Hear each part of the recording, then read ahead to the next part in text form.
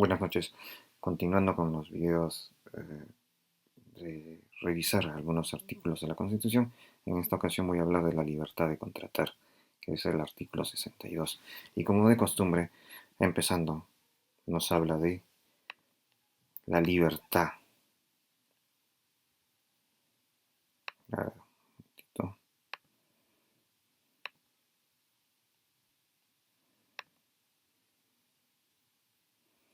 No me sale eso. Ya, muy bien. No, la cuestión es que nos habla de la libertad de contratar. Vamos a ponerlo acá. La libertad de contratar. Y como de costumbre, esta libertad está, seguimos en la misma. Esta libertad que más suena a libertinaje. Garantiza que las partes puedan pactar válidamente según las normas vigentes el tiempo del contrato. Tiempo del contrato. Pero teniendo presente este tiempo del contrato, que acá en el Perú se hace valer por esta supuesta libertad que tenemos, que en sí es un libertinaje. El tiempo, como yo les he dicho, puede ser pactado, tiene que tener un límite. Acá no existen los contratos de tiempos vitalicios, que eso es un abuso para mí. Todo contrato tiene su etapa y es una etapa corta, de 5, pónganle 10 años como máximo, pues, de durabilidad, por algún motivo fuerte de que estas empresas me van a invertir con un proyecto de 10 años, por ejemplo, puede ser. Pero no me pueden venir a decir que vamos a venir con un contrato de hasta 30 años, vitaliciamente y abusiva, que no respetan inclusive con respecto a esto, pues, a esta libertad que dice haciendo un contrato un contrato de más de un con un clásico, como les dije, neolibertinaje, de un neolibertinaje neto.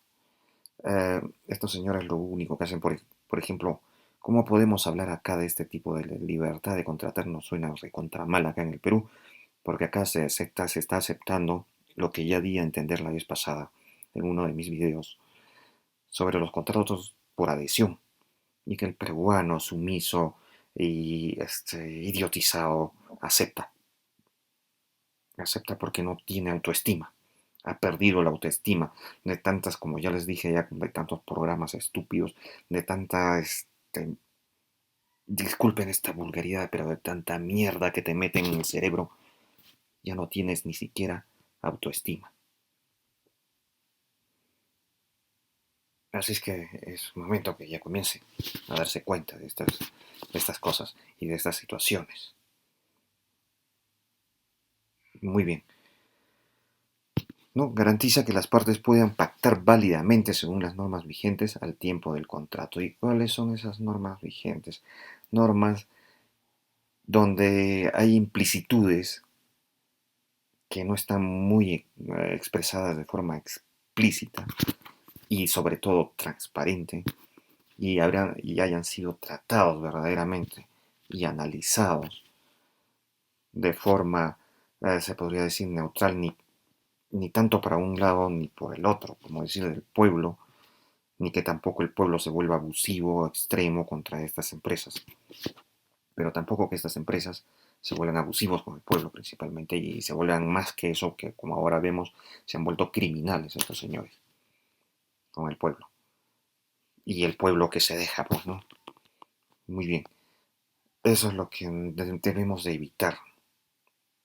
Acá se tiene que llegar a acuerdos, pero a entender y especificar y ser, creo que, más explícitos y respetar ese principio que se llama de taxatividad, de ser precisos y exactos. Si tenemos que agregarle algo más a este artículo, hay que agregarlo y hay que decir esta libertad que tiene que estar parametrado, como les dije en el artículo 58. ¿Bajo qué? Bajo el respeto, y acá igualmente que en el 58 se tiene que respetar los principios contractuales universales. Como ya les dije, se tiene que respetar la reciprocidad para empezar. Pero para que haya reciprocidad Uno, dicen que uno tiene que estar preparado, tiene que saber sobre lo que está haciendo para ese contrato. Y eso es lo que pasa acá en el Perú, pues te tratan y te ponen un contrato por adhesión netamente con un escrito técnico y que ellos quizás hasta a veces lo hacen, creo que es hasta a propósito, justamente para que te sometan a adherirte nada más al contrato. Y si no te adhieres, simplemente no tienes ese servicio o no gozas de ese servicio. A lo cual me parece una trampa y una trampa aprovechándose la estupidez del peruano y la ignorancia sobre todo del peruano. Pero los contratos también, como les digo, se tiene que respetar el primer principio de ser sencillo, de ser explícito e entendible. Y si hay contratos complejos, pues para ese tipo de contratos debe haber siquiera un tipo de un orientador neutral, así como un notario, que uno de sus grandes principios es la orientación. Eso es lo que tiene que ver ahora la libertad de contratar entre dos personas. Pero si estamos hablando de instituciones que hacen con personas normales, comunes y corrientes en este país, a ellos se les debe orientar y hablar con transparencia. Acá no veo ni siquiera la transparencia y esos puntos se deberían agregar. Estos contratos, la libertad de contratar tiene que ser transparente, porque estos contratos interesan al público. Se hacen contratos con el Estado. Se hacen contratos, los lobbies al menos tienen que ser netamente transparentes. Muy bien. Acá, como continuamos, los términos contractuales no pueden ser modificados por leyes u otras disposiciones de cualquier clase. Los conflictos derivados de la relación contractual solo se solucionan en la vía arbitral de forma muy particular, como diríamos, ¿no? De la forma más rápida, arbitral, porque hay muchos intereses eh, económicos, según los mecanismos de protección, dice, previstos en el contrato o contemplados en la ley. ¿Y cuáles son esos mecanismos de protección? Eso es lo que tendríamos que revisar acá. Los mecanismos, o acá mejor dicho, ¿no? Los mecanismos de protección de los contratos. Pero acá le llaman de que esos mecanismos de protección de los contratos es de respetar, dice, los años que se están contratando de una forma usurera, con unos cobros exagerados hacia por ejemplo, acá puedo poner este ejemplo de los famosos peajes. No solamente los famosos peajes, los contratos que hace Telefónica, que te hace los contratos por adhesión, donde ellos sí te limitan, pero tú no tienes el derecho de limitarles a ellos y de ponerles condiciones a ellos, de tratar cláusulas condicionales, condiciones en las que en ocasiones pueden llegar a un malentendido. Ustedes por ahí ya sabrán en qué líos se han metido con estas empresas a veces. Por ejemplo, a veces hay cobros excesivos. Como tú no trataste eso, la empresa te dice allá sí, reconoce y punto. Se acabó y sigues con el servicio. Eso más bien la empresa debería de ser multado. Por ese motivo debería de ser multado si es que se está comprobando que no fue solamente un error, sino que lo hizo de una forma intencional. Como quien dice, quizás, como quien probando a ver si le liga, como dicen vulgarmente. Hay que tener cuidado de eso. Y por estos aspectos yo puedo ver que esta ley tiene el mismo defecto que el artículo 58.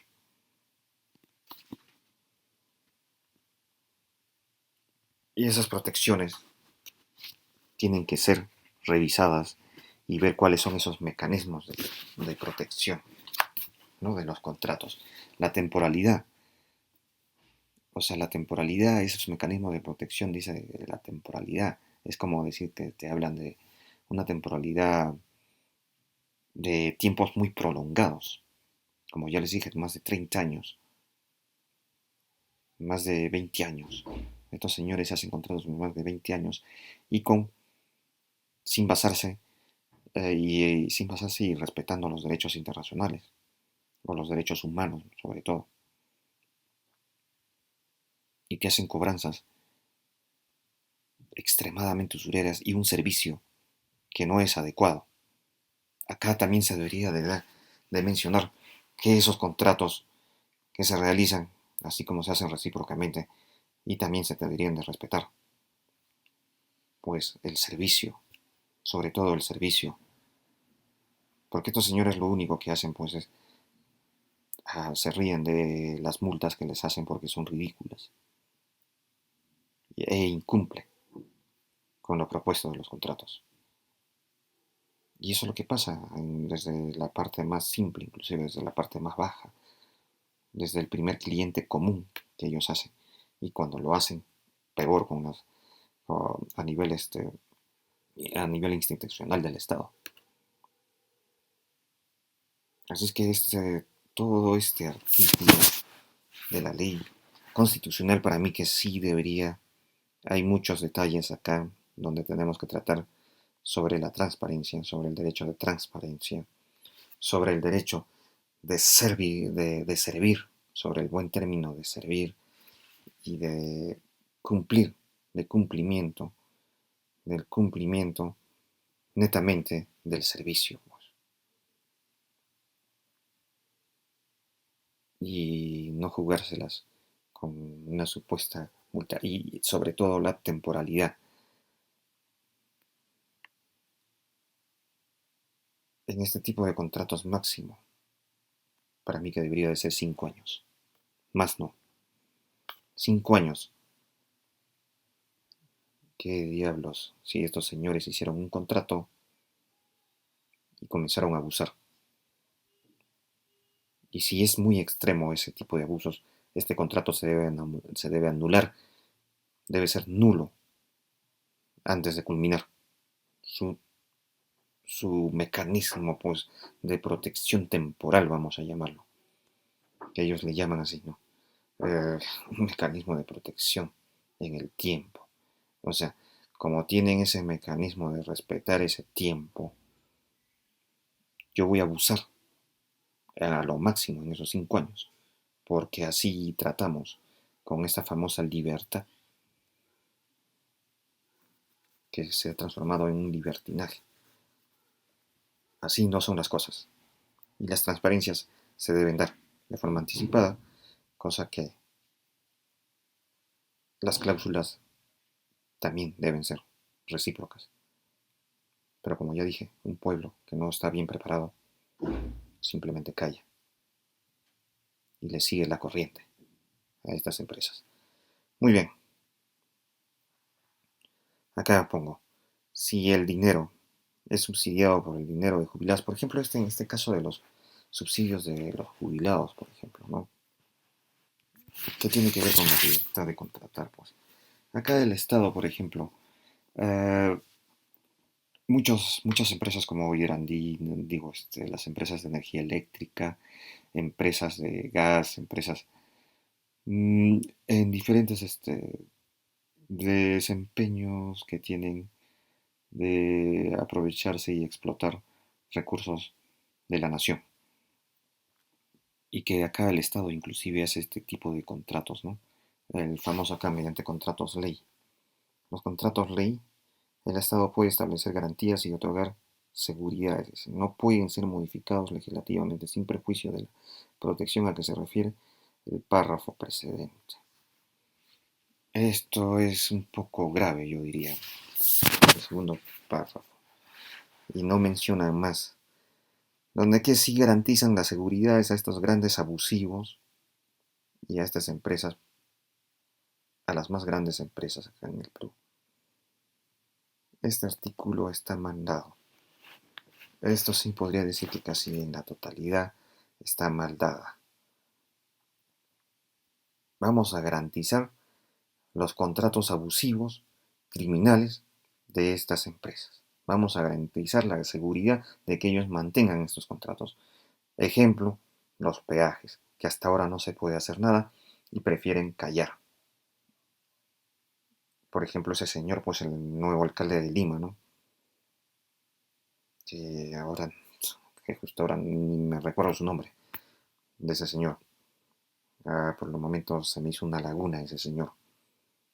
Y también mencionarlo creo que es desagradable a ese señor, que hasta ahora no dice nada de esto. Calla y se hace el imbécil. Se parece a Vizcarra. Y como yo digo acá, si el dinero es subsidiado, por ejemplo, ¿no? Hay muchas de estas empresas que se han aprovechado, así como las de energía eléctrica. ¿Cómo se han aprovechado? Por ejemplo, utilizando el dinero de los jubilados. Y eso ya se ha mencionado en diferentes tipos de, ¿no? En- en diferentes radios. De que estos señores, ¿qué es lo que hacían? Utilizaban ese dinero de los jubilados para justamente, ¿no? Estas empresas, es como decir, salgan a flote, pero para más para sus propios intereses, para solamente proteger sus propios intereses. Pero si esa plata está saliendo pues de la gente del pueblo, de la gente, que en este caso son los jubilados. Y acá por eso hablo pues de de lo que es la intangibilidad relativa. Eso tenemos que entender, intangibilidad relativa. Intangibilidad es algo que no se puede tocar. Pero ¿por qué sí acá lo tocaron? Porque la intangibilidad relativa, y para ser más completos, intangibilidad relativa positiva, solamente en esos casos puedes coger este dinero y por eso viene lo relativo. Puedes coger simplemente o siempre y cuando ocasione rentabilidades seguras y fijas. A eso se refiere la intangibilidad relativa positiva. Pero no, pues, acá de acuerdo a esta ley que te dice, ¿no? El famoso artículo 62, prácticamente ni siquiera te habla de este tipo de utilización de dinero, por ejemplo, de estos señores que fueron los jubilados, para inclusive subsidiar a estas grandes empresas, para sus propios bolsillos y después hacer un despilfarro de este dinero. ¿Qué ha pasado con este dinero? Ni siquiera lo quieren conversar. Todo el mundo se hace el tonto. Hasta las emisoras de radio no quieren hablar de esta situación. Y el peruano, como de costumbre, siempre adormecido, siempre tonto, siempre creo que hasta cómplice de este tipo de aberraciones y perversidades, se vuelve. ¿Por qué? Quizás por una ignorancia, una baja autoestima, no lo sé. El peruano, como dicen, no hay peor ciego que el que no quiere ver. Y eso es el peruano. Muy bien, eso es todo. Hasta luego. Acá hay mucho que cambiar.